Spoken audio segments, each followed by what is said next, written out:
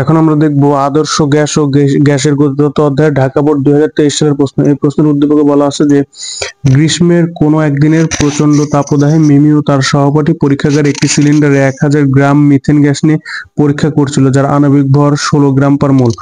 আবহাওয়ার এই অবস্থার প্রেক্ষিতে শিক্ষক ছাত্রছাত্রীদের বললেন, কোন স্থানের আপেক্ষিক আর্দ্রতা হচ্ছে 70% অতিক্রম করলেই বৃষ্টি হওয়ার সম্ভাবনা থাকে। ওই স্থানে শিশিরাঙ্ক হচ্ছে 12.5 ডিগ্রি সেলসিয়াস এবং বাইরের তাপমাত্রা 20.6 ডিগ্রি সেলসিয়াস। 12, 13 ডিগ্রি, 20 ডিগ্রি এবং 21 ডিগ্রি সেলসিয়াস তাপমাত্রায় সম্পৃক্ত জলীয় বাষ্পের চাপ যথাক্রমে দেওয়া আছে। তো গ নম্বর বলা আছে যে সিলিন্ডারে রক্ষিত মিথেন গ্যাসের গতিশক্তি নির্ণয় করে। সিলিন্ডারে রক্ষিত মিথেন গ্যাসের গতিশক্তি, তাহলে আমরা লিখবো যে সিলিন্ডারে রক্ষিত মিথেন গ্যাসের গতিশক্তি ইকে, সূত্রটা হচ্ছে ইকে সমান সমান 3/2 nRT। এখন আমরা দেখবো যে আমাদের কাছে কি কি তথ্য দেওয়া আছে। এখানে দেওয়া আছে সিলিন্ডারে এত গ্রাম মিথেন গ্যাস, অর্থাৎ মিথেন গ্যাসের ভর দেওয়া আছে। ভর কত? আমরা লিখবো যে ছোট হাতের m সমান সমান 1000 গ্রাম। ছোট হাতের m সমান সমান মিথেন গ্যাসের ভর। আর কি দেওয়া আছে? আণবিক ভর 16 গ্রাম পার মোল। তাহলে মিথেন গ্যাসের আণবিক ভরকে বড় হাতের m দ্বারা প্রকাশ করে। আণবিক ভর হচ্ছে 16 গ্রাম পার মোল, হচ্ছে মিথেন গ্যাসের আণবিক ভর। আর এর মান হচ্ছে 8.314 জেকে ইনভার্সন মোল ইনভার্সন। তাপমাত্রা টি সমান সমান, অবশ্যই কিন্তু এখানে আমাদের বায়ুর তাপমাত্রা নিতে হবে, আমাদের কিন্তু শিশিরাঙ্কের তাপমাত্রা না, বায়ুর তাপমাত্রা নিতে হবে। তাপমাত্রা কত? 20.6 ডিগ্রি সেলসিয়াস। তার মানে হচ্ছে 20.6 প্লাস হচ্ছে 273 এত কেলভিন সমান সমান হচ্ছে 293.6 কেলভিন। আর আমাদের কাছে কি চাওয়া আছে? গতিশক্তি কে সমান সমান হট। তাহলে আমরা যদি এই জিনিসগুলো সমাধান করি, তাহলে আমরা দেখতে পাবো যে ইকে সমান সমান 3/2 n, মূল সংখ্যা n সমান সমান আবার লেখা যায় ছোট হাতের m বাই বড় হাতের m RT।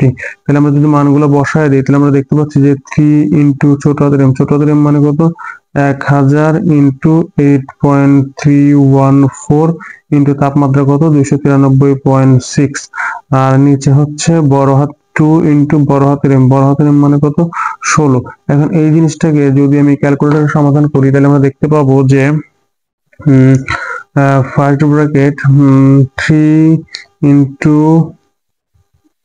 1000 ইন্টু 8.314 ইন্টু হচ্ছে 293.6 ভাগ হচ্ছে 2 ইন্টু 16।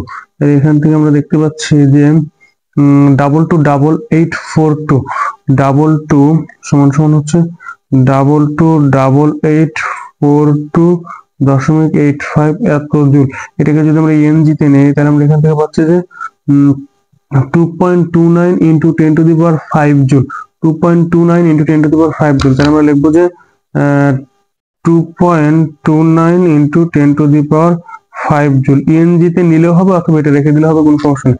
এখন আমরা ঘ নাম্বার প্রশ্নের সমাধানে চলে যাব। ঘ নাম্বার প্রশ্নে কি বলা আছে আমরা একটু দেখবো। ঘ নাম্বার প্রশ্নে বলা আছে যে উদ্দীপকের ওই স্থানে ওই দিন বৃষ্টি হওয়ার সম্ভাবনা আছে কিনা গাণিতিক বিশ্লেষণের আলোকে ব্যাখ্যা করো। তার মানে হচ্ছে বৃষ্টি হওয়ার সম্ভাবনা আছে কিনা এটা কিভাবে বুঝবো?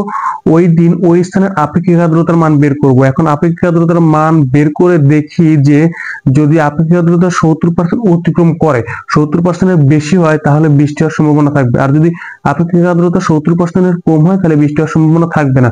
তাইলে আমরা এটা বের করি ঘ নাম্বার, যে ওই দিন ওই স্থানের আপেক্ষিক আর্দ্রতার মান কত সেটা আমরা বের করব। তাহলে ঘ নাম্বার দেই। আমরা সূত্র জানি যে আপেক্ষিক আর্দ্রতা আর সমান সমান আপেক্ষিক আর্দ্রতা আর সমান সমান ছোট হাতের f বাই বড় হাতের f ইন্টু কত? 100%। এখন ছোট হাতের f হচ্ছে শিশিরাঙ্কের তাপমাত্রায় জলীয় বাষ্পের চাপের মান, আর বড় হাতের f হচ্ছে বায়ুর তাপমাত্রায় জলীয় বাষ্পের চাপের মান। তাইলে আমাদের কাছে ফার্স্টে আমরা শিশিরাঙ্কের তাপমাত্রায় জলীয় বাষ্পের চাপের মান বের করব। জলীয় বাষ্পের চাপের মান বের করব। তাহলে f সমান সমান এটা কত? শিশিরাঙ্কের তাপমাত্রা জলীয় বাষ্প, শিশিরাঙ্কের তাপমাত্রা কত? 12.5 ডিগ্রি সেলসিয়াস। তাহলে শিশিরাঙ্কের তাপমাত্রা হচ্ছে 12.5 ডিগ্রি সেলসিয়াস। আচ্ছা, 12.5 ডিগ্রি সেলসিয়াসের জন্য জলীয় বাষ্পের চাপের মান দেওয়া আছে কিনা আমরা একটু দেখবো। 12.5 ডিগ্রি সেলসিয়াসের জন্য, তাহলে 12-র জন্য আছে, 13-র জন্য আছে, 12-র জন্য আছে, 13-র জন্য আছে, 20-এর জন্য আছে, 21-এর জন্য আছে, কিন্তু 12.5 ডিগ্রি সেলসিয়াসের জন্য আমাদের কাছে জলীয় বাষ্পের চাপের মান দেওয়া নাই। তাহলে আমরা এটাকে কিভাবে করতে পারি? তাহলে আমরা এটাকে ভেঙে লিখতে পারি যে 12 প্লাস 0.5 এত ডিগ্রি সেলসিয়াস। তার মানে এখান থেকে লেখা যায় যে F12, মানে এই F মানে বোঝাচ্ছে যে 12 ডিগ্রি সেলসিয়াস তাপমাত্রায় জলীয় বাষ্পের যে চাপ সেটা বসাবো, প্লাস এখন আমরা দেখবো যে 12 এর ইমিডিয়েট পরে কি আছে, ইমিডিয়েট পরে আছে 13, 12 ইমিডিয়েট পরে আছে তাহলে আমি সেটা বিয়োগ করবো যে F12 মাইনাস হচ্ছে F13, আর নিচে হচ্ছে এই যে যেটা থেকে যেটা বিয়োগ করলাম তাদের বিয়োগফলের যে মান সেটা নেব। তাহলে 13 থেকে 12 বাদ দিলে ডিফারেন্স কত হয় 1, সেই একটা নিচে বসে গেল। যদি ডিফারেন্স 2 হতো তাহলে 2 নিচে বসে যেত, ইনটু এদের সাথে যোগ ছিল যেটা সেটা গুণন আকারে হয়ে যাবে, ইনটু কত 0.5। এখন আমরা যদি মানগুলো বসাই তাহলে F12 মানে 12 ডিগ্রি সেলসিয়াস তাপমাত্রায় জলীয় বাষ্পের চাপ কত ছিল, এই যে 12 ডিগ্রির জন্য ছিল 10.85। তাহলে আমরা এই জায়গায় লিখবো যে 10.85 প্লাস 12 মাইনাস F13। তাইলে F13 মাইনাস F12 লিখবো, এখানে লিখবো যে F13 মানে বড়টাকে আগে লিখবো, F13 মাইনাস হচ্ছে F12। তাহলে F13 12 জন্য হচ্ছে 12 জন্য হচ্ছে এইটা, আর 13 জন্য হচ্ছে এইটা, তাহলে 14 মানে বড়টা থেকে ছোটটা বাদ দেবো, তাহলে লিখবো যে 14.5 মাইনাস 10.85, 10.85। এই যে প্রথমে 12 ছিল তারপর 13 ছিল, তাহলে এইটা 12 এর জন্য, এটা 13 এর জন্য, এটা 20 এর জন্য, আর এইটা হচ্ছে 21 এর জন্য। আর এদের নিচে হচ্ছে 1 নিচে থাকলে 1 এর কোনো দাম নাই, ইনটু 0.5। তাহলে এখন এই জিনিসটাকে যদি আমরা সমাধান করি তাহলে আমরা দেখতে পাচ্ছি যে নিচে 1 থাকা না থাকে একই কথা।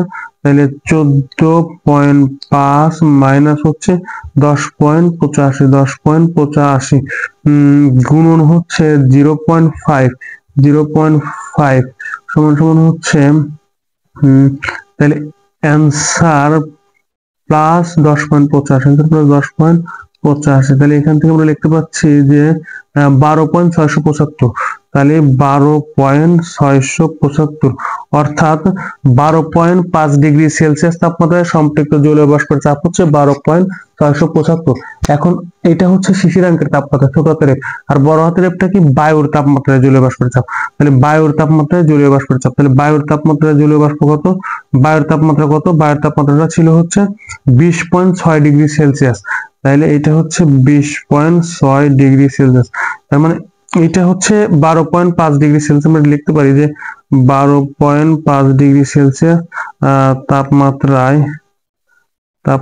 সম্পৃক্ত জলীয় বাষ্পচাপ, সম্পৃক্ত জলীয় বাষ্পচাপ, সম্পৃক্ত জলীয় বাষ্পচাপ হচ্ছে 12.675 মিটার পারদ।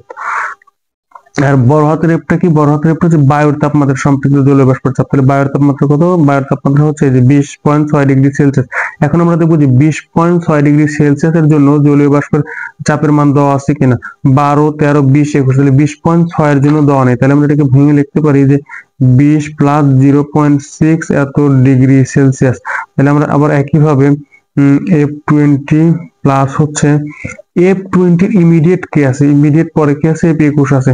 তাহলে আমরা এখান থেকে লিখতে পারি যে F21 মাইনাস হচ্ছে F20।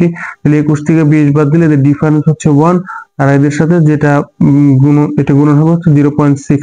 তাহলে এখন যদি মানগুলো বসায় F20, 20 এর জন্য কত, এই যে 20 এর জন্য হচ্ছে 18.5, 20 এর জন্য কত 18.5 প্লাস F21। তাহলে F21 এর মান কত, 21 হচ্ছে সবশেষেরটা, তার সবশেষের জলীয় বাষ্পের চাপ হচ্ছে 20.55।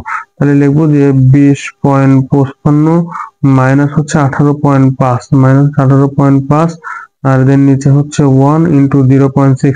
নিচে 1 থাকা না থাকা এই কথা, তাহলে আমরা যদি বিয়োগ করি তাহলে দেখতে পাবো যে 20.55 মাইনাস হচ্ছে 18.5 ইন্টু হচ্ছে 0.6, ইন্টু কত 0.6 সমান সমান হচ্ছে এটা। তাহলে অ্যান্সার প্লাস হচ্ছে 18.5। তাহলে এখান থেকে পাচ্ছি হচ্ছে আমরা 19.73, 19.73 এত মিটার পারদ, অর্থাৎ বায়ুর তাপমাত্রায় বা 20.6 ডিগ্রি সেলসিয়াস তাপমাত্রায় সম্পৃক্ত জলীয় বাষ্পের চাপ। তাহলে 20.6 ডিগ্রি সেলসিয়াস তাপমাত্রায় সম্পৃক্ত জলীয় বাষ্পচাপ, সম্পৃক্ত জলীয় বাষ্পচাপ কত, সম্পৃক্ত জলীয় বাষ্পচাপ হচ্ছে 19.73 মিটার পারদ। এখন আমাদের কাছে শিশিরাঙ্কের তাপমাত্রা, জলীয় বাষ্পের চাপও জানা আছে, বায়ুর তাপমাত্রা, জলীয় বাষ্পের চাপও জানা আছে। এখন আমরা এই দুইটা চাপ যদি এই সূত্রে বসায় দেই তাহলে আমরা আপেক্ষিক আর্দ্রতা পেয়ে যাব। তাহলে অতএব আপেক্ষিক আর্দ্রতা বের করবো। অতএব আর সমান ছোট হাতের এফ বাই বড় হাতের এফ। ছোট হাতের এফ মানে কত? 12.675 বাই বড় হাতের এফ হচ্ছে 19.73 ইন্টু কত? 100%। তাহলে আমরা হিসাব করে দেখি যে এখান থেকে কত আসে। আমরা যদি ক্যালকুলেশন করি তাহলে আমরা দেখতে পাবো যে 12.675 12.675 ভাগ হচ্ছে অ্যান্সার।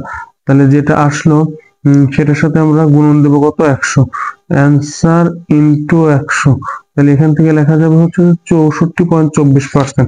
তাহলে কত আসবে? 64.24 এত পার্সেন্ট। এখন আমাদের প্রশ্নে কি বলা ছিল? আমরা একটু প্রশ্নে যাব। প্রশ্নে বলা ছিল যে উদ্দীপকের ওই স্থানে ওই দিন বৃষ্টি হওয়ার সম্ভাবনা আছে কিনা গাণিতিকভাবে বিশ্লেষণ করো। আচ্ছা, বৃষ্টি কখন হবে? এখানে বলা ছিল ওই স্থানে আপেক্ষিক আর্দ্রতা 70% অতিক্রম করলে বৃষ্টি হওয়ার সম্ভাবনা থাকে। তার মানে আমাদের আপেক্ষিক আর্দ্রতা কিন্তু 70%-এরও নিচে, সুতরাং এখানে বৃষ্টি হওয়ার কোনো সম্ভাবনা নেই। তাহলে লিখবো যে যেহেতু অতএব না আর লেস দেন অফ 70%, অর্থাৎ আপেক্ষিক আর্দ্রতা 70%-এরও কম, সেহেতু সুতরাং বৃষ্টি হওয়ার সম্ভাবনা নেই। সুতরাং বৃষ্টি হওয়ার সম্ভাবনা নেই। বৃষ্টি হওয়ার সম্ভাবনা নেই। যেহেতু আপেক্ষিক আর্দ্রতার মান এইটা 64.24%, যা 70%-এরও নিচে, তাই বৃষ্টি হওয়ার সম্ভাবনা নেই।